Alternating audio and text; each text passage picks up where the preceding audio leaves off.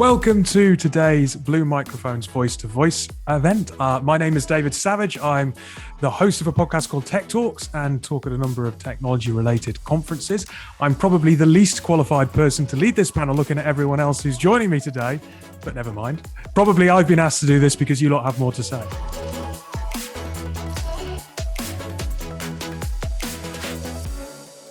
How long have you been working in the field and how has COVID, because that's the elephant in the room that we certainly can't avoid on this, how has COVID affected what you've been doing on a day-to-day basis? Well, I've been doing what I do for about 10 years. And this time last year, I had no work. I do live events, facilitate, global companies coming together. I'll facilitate their meeting. I had a lot of that in the diary. And people coming together to train, to connect, to learn about themselves and about each other. And every single thing was cancelled. And that went on for a couple of months until people said, well, we've got some emergency things we need to do. So then there was a quite busy wave early summer of let's do some stuff to support people, tide them over. Then it went quiet through the summer as it got busy again. And, we're going to be back. So there's no point doing anything. So from my perspective, there's again another collective holding of breath. And then come the second lockdown in the UK, then people started to realise this is going to go on. And then it normalised. And I'd say I'm in a kind of normal to busy phase now of people just accepted that this is going to go on virtually and we're going to make it work. There's kind of two types of futurism, and if I was being rude, I'd say two types of futurists. There's the tap dancing on stage at the big conferences and telling people lots of things to scare them, excite them, and thrill them, which is a huge part of my work. And there's the sort of behind the scenes, slightly more rigorous, working with boards and CEOs, advising them, giving them skills, etc. And so the tap dancing part of my work, as I call it, dried up pretty much overnight. I had bookings, like solid bookings, typically just 2 live speaking gigs a week. All of those just disappeared out of the calendar, notionally postponed and then progressively cancelled as entire events went under or companies decided that it was just going to be next year now. And it's a bit like Rachel again. It took sort of a couple of months before everyone realised, okay, we've got to replace this with something. If we're not going to have this event, which is a core part of our marketing calendar, we've got to do something different.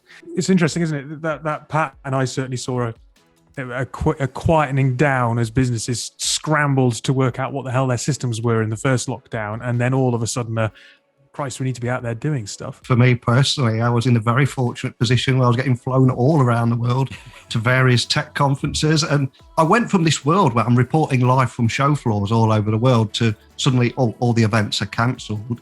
And then in my home, I'm writing freelance articles for there. I've got a few online columns, for example. And I started to get a few emails there early on. Sorry, but we've got to let all freelance writers go. We need to cut back. So I lost income there as well. But then as things changed there, what was really interesting for me is I also have a launch your own podcast service. So businesses and thought leaders, etc., who don't want to worry about editing files and audio files and submitting to a podcast host and all that, that service suddenly came to life out of nowhere. So it was best of times and worst of times. It's quite interesting. Just to throw this out there, are events better now? I don't know. I really like. You say it's not glamorous, Neil, but at the same time, yes. I really miss it. I miss performing. I miss that connection with the audience. I joke about it being like tap dancing, but I do really miss the sort of the jazz hands moments of my work. And doing it down a line isn't the same. And I was just going to say, one other thing that I definitely miss is being 30,000 feet in the air with 0 notifications and to catch up on your work for 10 hours. Yeah, I've been to a few events. I don't really like the kind of milling around a room, getting to know people that I don't know. I'm not good at that. I love being on the stage and I love people that I already know, but the kind of getting to know you bit I find really difficult. And I've been to a few events where they have small meeting room, breakout rooms in Zoom or in Teams as part of it. And I found that actually easier.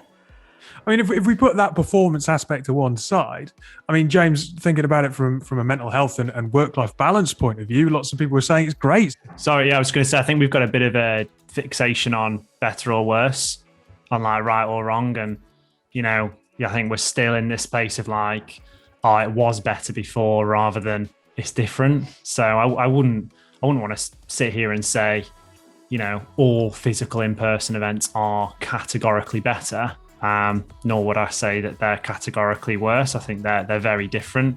There's been a real adjustment period for me doing a lot of public speaking. Initially, I avoided it. I hated it. I really felt just like I wasn't getting that same connection, that that buzz and that aliveness I often get with just seeing the whites of someone's eyes in the crowd, or even maybe noticing someone that's a bit disengaged, and it's like, right, I'm going to win that person round by the end of this. And not getting that as such yet.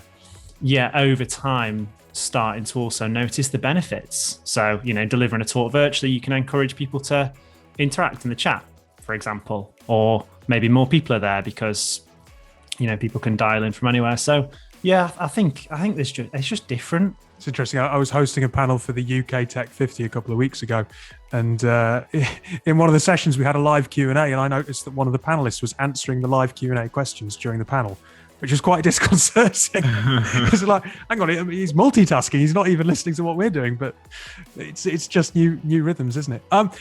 Stephen, there was a slight reference there to people being able to work in different locations. Your years had a slightly different pattern to previous years, right? Yeah, it was in March. So we've got about 700 employees around the world. And as a CEO, you have a lot of things change and you get used to the chaos and how unexpected it is. But nobody's ever moved like the tectonic plates before. And I didn't even think they were movable, because that's how young and naive I am. I thought the foundation of our society was one thing I could rely on. And so that was a completely new challenge for me, which was, how do you communicate to 700 people and keep them secure and positive as much as you can, whilst also being honest? It was all very panic stations, but also calm, but also preparation mode, which is kind of my default. Just like the working world in the office, I think there are actually quite few institutions in our lives where we get to connect with people these days. I mean, dating's been robbed by Tinder, and social media's robbed the social side of socializing with your friends. And the office and speaking in these kind of professional events and even university to some degree still give people that meaningful connection, which, as I'm sure James will know through his work in mental health, is so incredibly important, but is dying out. And so I'm actually not a fan of the Zoom. I'm really not that much of a fan of remote working to some degree. I'm actually not that much of a fan of Zoom either. And I've made a rule of I won't do any podcasts over Zoom. But look, if you have to meet people, and maybe this is not best place for you to answer then, Stephen, but if you have to do it remotely, how do you build that rapport if you sat and it's a screen and it does feel like a conference call? Well, I suppose in my work, I do a lot of work bringing teams together. And the first base of bringing a team together is to build vulnerability-based trust. And you build that by being vulnerable. And so we are in an automatically vulnerable place. And I think where a lot of people go to start off with is pretend it's like the office. So try and negate the home behind you. And that's why I'm so anti Zoom backgrounds and artificial backgrounds, because that's like you're not allowed in. So you're instantly saying, I'm not up for that level of vulnerability to me. So there's an opportunity here. So I consciously I'll talk about where I am, what's going on, to be that vulnerable and open to that level of trust. Look, I totally respect what you're saying. And I imagine, I agree with the vulnerability comments. I imagine James might agree with it. But there is that acceptance that there are some demographics and some people that don't want to necessarily take the virtual background off or don't want to turn their cameras on. I mean, James, just out of interest and opinion on that, or anything in kind of the research? Yeah, I was gonna sort of second Rachel's points and just add to it that I think to connect via this way of working, we have to work much harder.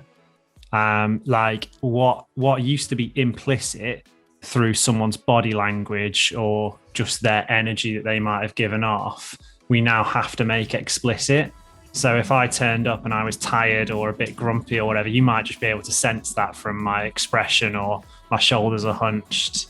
You don't even see my legs now. So I have to explicitly either say to you, I'm feeling like this way to connect, or you might have to ask, and then we may have to spend more time to do that. I think to Rachel's point, I think being in people's homes, like we're all in our homes or our neighbours' homes right now, is a great opportunity to create intimacy. Yeah, it also has sort of shows difference more. So, sometimes I'm working in my kitchen because I live in a 1-bed flat in London and we don't have a spare room. I don't like my kitchen. It's not very nice. And, I have to be in that. And that's if I'm embarrassed about that, then I either have to cover that up or I have to embrace it and bring it in, which, if you're the founder of a business, you might feel able or comfortable to do.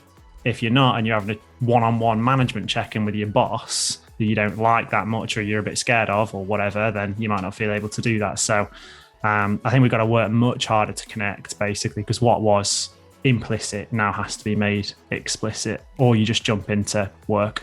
Picking up on that theme of vulnerability, everyone here is, on the surface at least, quite confident. We all put content out there. We all share more than most people. Some people don't like putting their cameras on and putting content out there. What have you lot struggled with? Yeah, I just wanted to give a slightly different take on the last answer as well, which was when everybody was talking, I was thinking about the experiment I learned in psychology class about the rhesus monkeys, and how if you give, I think it was Harlow that did the experiment where they got a wire mother and they got a soft mother, but the wire mother, the monkey made out of wire that was offering food was never preferred over the mother that would offer touch. And it taught me at a very young age the importance of like human touch and connection. And I don't actually think we've seen the results of this whole lockdown experiment we've done on people's mental health yet. Theresa May appointed the first loneliness advisor to the government because it's epidemic at its epidemic levels. The medium answer when people are asked how many people they can turn to in a time of crisis went from 3 to 0, right? So the more and more that we're separating each other from our tribes, and we're becoming humans living within 4 white walls, talking to our loved ones over screens, ordering our food by clicking a piece of glass, and building connections through pieces of glass. I don't think we've seen the results of this experiment yet. I don't think it takes some time to see the results of that experiment. And if we look at the science, the way that humans, in my view, are meant to be and meant to live in their tribes, in nature, with meaningful relationships, doing exercise, eating, a certain type of natural thing, and with a much less overstimulated brain, right? I think that the psychology would predict that this experiment goes very badly for us. In my experience, so I know my neighbour now, Will. I've lived in London for 7 years. I've never, ever spoken to a neighbour, ever. Yet, as a result of this lockdown, me and Will started chatting. We were like, we should probably just be mates, because I think that's really interesting. I think you and Will started chatting because you had lost so much from your life, and in your usual, do you know what I mean? Yeah. Yeah. I think we're more desperate now than ever. I think a lot of us would probably stop in a supermarket and be like, hi, what do you buy? You know what I mean? Look, on the positive front, I listen to Magic every day. Don't judge me, but what's quite evident is that radio DJs are doing exactly what we're doing. They don't really have anything different in terms of their setup. And as content makers, there is an element of we're all in it together from a content producing and making point of view, right? Absolutely. And I think the playing field has been completely leveled now. Even the Tonight Show in America is pretty much just the microphone and interviewing guests remotely. And we seem to be more interested less in what the people are saying, but what's going on in the background again, aren't we? What books they've got on the shelf and those carefully curated vision of what they want to show us. But yeah, I think when you watch here in the UK, if we say The One Show, for example, they'll have a guest on every night. And the technology is not great that they're using. The sound will keep going mid-interview. And for me, it makes me feel better than all the kind of challenges that we all have and go through. But this is a professional TV production, and that playing field is completely level now, I think. Stephen, sorry, you were keen to jump in. You're on mute. It wouldn't be, something like this. So embarrassing. I'm going to log out now. Please don't. Brilliant. I was going to say, I actually disagree. I think that, and I've learned this from doing my podcast in person this whole time, is the environment and the setting and having someone sat in front of you creates a completely different feel of emotion. So you imagine my podcast is called The Diary of a CEO. So typically you'll have a CEO come in. The lights in this room are pretty much all off. You can't see a thing but the whites in my eyes. And we talk for 2 hours about things like child abuse. I had Joe Wicks here telling me about his dad kicking in the doors when he was a kid and trying to understand what that meant. And like, this guy's in front of me. I'm getting emotional. I can see the tears coming down his face. I've got goosebumps, right? And the content you get because of the environment and because you have two humans sat in front of each other is like, we couldn't do that over Zoom, right? I don't even know if he would open up to me like that if he wasn't in front of me. I was just going to say, I've really struggled with content creation over the last year. I think the reason for that is, yes, it's easier than ever. Definitely, we can, and there's probably maybe a bit more time also, perhaps. But I've struggled for inspiration. I think when I write best is when I feel something. So if I have a conversation with someone, or I go into the office and I just feel all this love and excitement for maybe the Sanctus mission, and I just open up LinkedIn or whatever, and it just pours out, and I just write from the heart, and that's what usually gets kind of the most engagement or gets the most views and reaches the most people. And I've struggled to get to that place. At the same time, though, in this year, I've been able to write a book, which has just been a great. It's like I wouldn't have had that time previously. So I think my social media content has really struggled. I don't think it's been as strong. Do you think there's more hunger for better, longer form content? Couldn't say. I mean, I'm not a social media expert, so I don't know. I think it depends on your audience, on the point, your message, who you're trying to reach. I like to write sort of long form from the heart. That's just me, and that's like authentic to me. Whether people are up for that, we'll see. I'll just keep doing it. Obviously all the content I see seems to be getting shorter and more bite-sized. However, I listen to podcasts like Steve's that are 2 hours long, I think the one rise we've seen on social media is, and this has been exacerbated, this was a trend that was on its way anyway, is communities. So not like long form or short form, but just like communities. So we've got like Clubhouse, and now Reddit's exploded, and now Telegram's exploded. Anywhere where communities can connect around niches or topics. This was already a trend, right? We already predicted this, but the acceleration of it, because we're probably seeking more connection than ever before. Algorithm reach is organic reach on organic social is plummeting. And now if I want to reach my followers, I'd much rather have 100,000 people in a tight community on a Facebook group than my Facebook page, which is basically like extinct now. So I think that's the macro trend now, is which is accelerating, which is community building. What has working in our homes taught us? I think this is an interesting topic, right? Have a backup. Have a backup, because you can't rely. I mean, I was just waiting for it to happen when I had a group that I was taking through a training session and my internet cut down, and I had practice getting onto tethering. Tom, you've got a family at home. Do they steal your bandwidth when you need it? Well, I mean, thankfully we have enough to go around. Me being a total nerd, I've gone for the maximum package. So I'm sat about 3 feet from a fiber connection here. So, fingers crossed, it's been, I don't want to say this now because it's all going to go horribly wrong, but it's been incredibly robust throughout lockdown. I was going to say, Tom, the bandwidth thing there, I think that's something that affects every single person out there, because every home now, we've got Netflix, 4K Netflix streaming, game consoles, home education. And when you hop onto that phone call, that important Zoom call, if you've got everyone hogging that bandwidth at the same time, and I think if we would go back, 2-3 years ago and see how many devices were connected to your home Wi-Fi, there was probably half a dozen, if we're honest with each other. Whereas now, with the digital assistants, doorbells, smart toasters, washing machines, TVs, a lot of houses have now got 20 plus devices that are all on the internet hogging that bandwidth. And I do think there's an argument that we should start thinking about putting all those IoT devices on a separate network and having a work network, just so you've always got that bandwidth.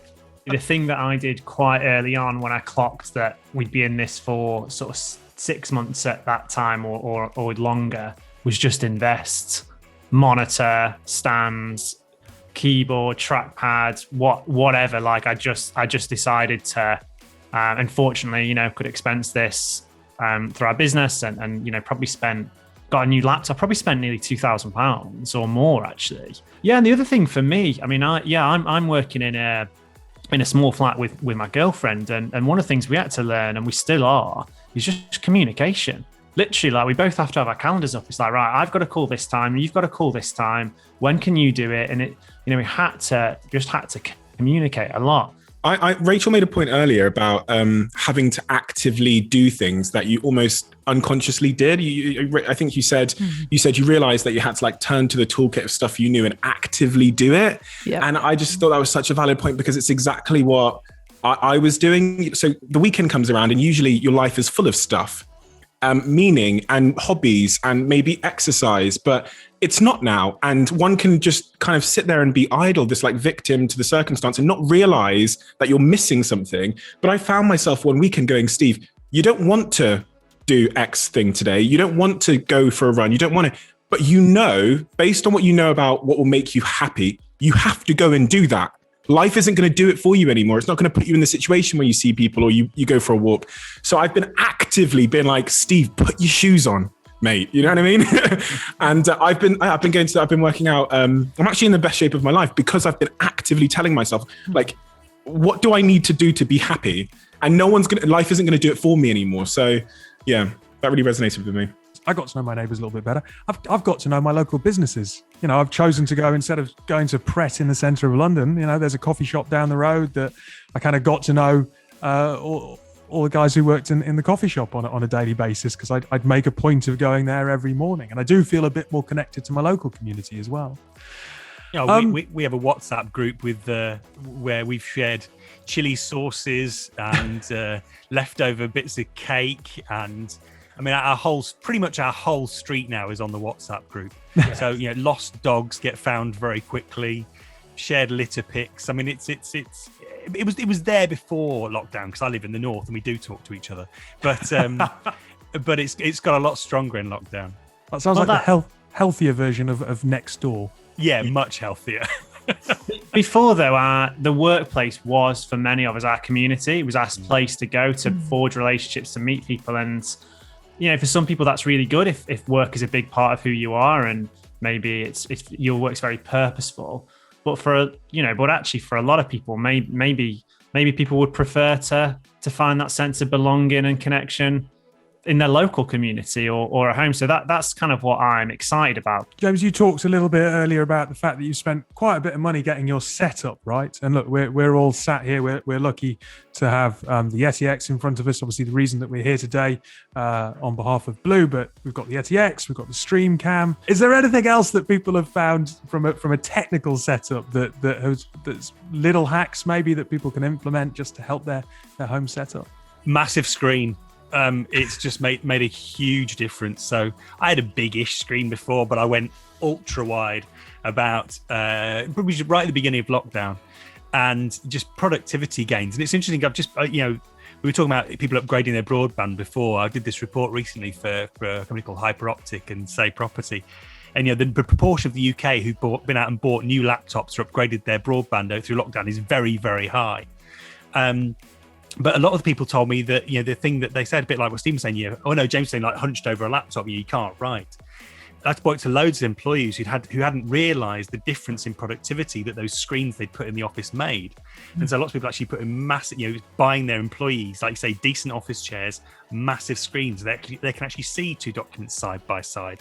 So they can actually do all this stuff. Look, we're getting towards the end of the allotted time that we've got for this session. So quick straw poll, and then we can get into a little bit more around the opinion. But do you think that we are going to remain working from home long term? Yes or no? Quick yes. Does it have to be yes or no? I just want to say very quickly, I think the lesson in the last 12 months for me is binary thinking. Is it work from home versus the office? Is it physical events, virtual events? The reality is both. Hybrid all the way for me. I agree. I'd say hybrid, and fun is going to be the big commodity. That is what's going to get you talent. That's going to give you retention, and fun happens when people are together. And so it's going to become a premium and an offering that will persuade the good talent to come in, to the ability to come together in an office environment, but probably not permanently. I wanted to add another perspective, which is, and this is probably, people don't talk about this point enough, but decisiveness from leadership. We're entering this phase where leadership are now really confused as to which side of the sort of binary spectrum that Neil mentioned they sit on. And I think there's a real risk that you're going to lose a ton of time. You're going to have a very confused workforce if, as a company, you're not decisive and clear on who your company are once you emerge from this. Giving a binary choice is obviously slightly devil's advocate, and I tend to agree with you all. But surely there will be an element of choice here. People will have more choice than they've had before as employees, no? There might be an element that management have to respond to how the workforce feels. Exactly, but either way, they have to be decisive and clear. So if that's the decision for your company, look, again, going back to the company mission, what I'm not saying is the company mission is going to be prioritized above everything. What I'm saying is the company mission is the most important thing. And one of the ways you achieve your company mission is by having happy team members. And one of the ways you have happy team members is by giving them choice, right? Just thinking generally. So, what I'm saying is being really decisive about who your company is now. The values and the culture is so, so important if you're going to achieve that mission. And of course, if you want to hire great talent and keep them, one great idea would be to give them more freedom, right? Yeah, if you give people choice without that decisiveness that Stephen talks about, it is going to be a disaster. Yes. But, we're going to cut the size of our office down by 40% and allow people to work flexibly. And then you give people choice, and everyone's in on a Tuesday, Wednesday, and Thursday, and no one's in on a Monday and Friday. You give people choice to work from home, and suddenly all your senior members of staff are working out in the countryside in the home counties, in their nice big houses, and all your junior members of staff have got no one to learn from and no one to direct them. It's funny, isn't it? Because if I was being totally selfish and went, stuff it, I'm gonna do things exactly how I want. My wife's from Manchester, I'm from Northumberland. We might have gone a hell of a lot further than the home counties, but there is that element of let's sit on the fence and just see what happens to a certain degree. I can still get into London Bridge in 57 minutes. Rachel, sorry, you were keen to come in. Yeah, I'm really worried about this digitization of who we are as human beings. It's picking up what James is saying, Steve is saying as well, is we're not just little functions that do something and put a plug, we're not on a production line of work. We're very complex as human beings, and we don't even begin to understand that, what Stephen was saying earlier, of how that complexity is being affected by not coming together. And I'm very worried about real teamwork, which is a peak experience in many people's lives. It's a joy. But we need to be able to have debate. We need to be able to fall out. My most popular course at the moment is productive conflict, because people are not having the conflict they need to have around ideas, around concepts, to really take things forward. So I'm worried that we're neglecting the humanity of work.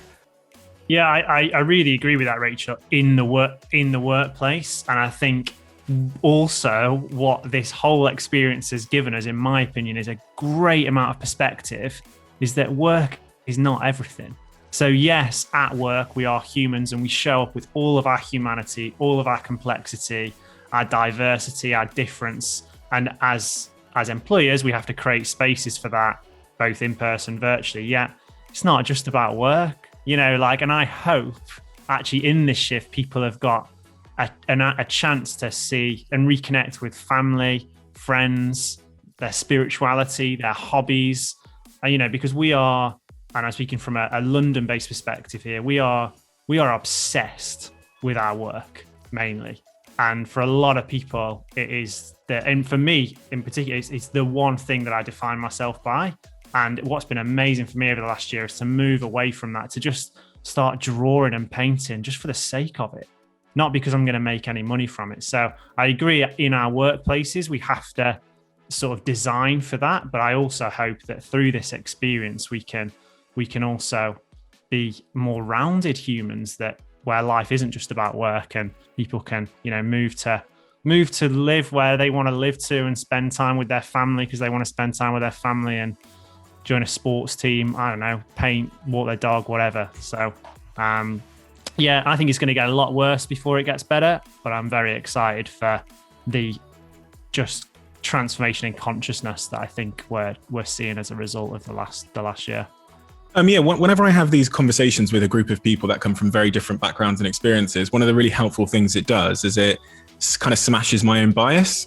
And I get to see these other perspectives from other people that have kids and that live in different areas. And it just, no matter how I come into the conversation with whatever perspective I come into, I leave it just thinking, okay, the answer isn't binary, as I think Neil pointed out, that the answer is incredibly nuanced and we all have different answers based on all of our experience. That's something that like my own bias would never have appreciated. And when it's that complex as humans are, the solutions once again become these very like systemic, nuanced, multifaceted things. But however, one of my like fundamental beliefs is that, and it's been touched on a couple of times today, and I think I kind of started with it, is that like good work, because it is the majority of your life, right, shouldn't just be seen as a to-do list. For me, my work gave me like most, if not all of my friends and connections. It gave my business partner his wife. It gave my mum. And when we look at like really great work, one of the key facets of what makes work really, really enjoyable is doing the work with people you really, really like and forming those connections. And the problem with the lockdowns and the Zoom world is it made my work this to-do list I do sat alone at home. And this is why we get burnt out, because we've been robbed of the intrinsic joy of connection and mission and walking through the office and having that idea and the synchronicity of it all. And I take a little bit more of a radical approach where I'm like, when things come back to normal, of course, there'll be more flexibility. There always was in my business, but we're gonna be together as a team. And to my point about being decisive, I'm decisive about that. Right. And I think from what I've seen in the short amount of time that I've done that experiment, when you are decisive and clear and you say to your team, listen, this is who we are and this is why we are this way, they accept it. And they can make the decision whether this is the place they want to work or whether it doesn't suit them. Right. And I think that is the key thing. I think people overestimate the amount in which we will continue to work in this way, because humans will gravitate towards the most human thing. And I don't think it's this. Tom, last final word in the session. That's a beautiful segue, Stephen, which is the most human thing, which is sex. Like the reason we want to come together in the workplace, outside, in the bars, the restaurants, the reason we want to get out from behind these screens is to meet other people. The fact that your business partner met their wife through work, loads of us do. And so, I think we've done a really good job the last year of making our ability to communicate digitally much, much better. We're creating better content. We're overcoming the etiquette challenges of video calls, etc. Some really interesting work going on. But yeah, I think lots of us are ready to get back out there and meet people again. Just as a very last point before we go, obviously we are all here. We've referenced the microphone. We've referenced the camera. How is everyone finding it? Good. Well, yeah. I confess that I'm a Logitech nerd. So this is my third Blue microphone. The first one that I've now got them distributed around the house. So one for each of the kids as well. And probably my third Logitech camera as well. So great plaudits from clients, particularly broadcasters. Well, the stream cam, as you said, people thought you were in a studio. Yeah, it's fantastic. Yeah, I'm in a different position from the rest of you guys because I'm not podcasting, so I don't generally listen back much to what I'm saying. But the feedback I've had from clients is that the sound is noticeably better. But also for my benefit, it gives me confidence. It gives me confidence that I'm doing my best to connect, to have that intimacy. And there's something about, this is probably my weirdness, but there's something about a physical presence that feels to me more connected. I don't know what it is. I've been trying to puzzle out what it is, but there's a sense of directness and presence and coming together that's better than just speaking at a computer for me. So I can't express it better than that. Sorry, Neil. Yeah, and I was just going to say, for me, I think for everyone on this call, really, we want to create content on the go, no matter where we are. And if you ask me what I like about the Yeti mic and the camera there is we all have a kit bag. We want something we can put in our kit bag.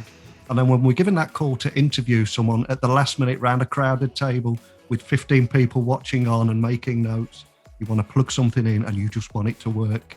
And then you want to go back to your hotel room and you want to stream it back or whatever. Again, you just want it to look great. You want it to work and sound great. And for me, over the years, I've learned to be able to trust Blue because I just know that it will work. So that is the big thing for me.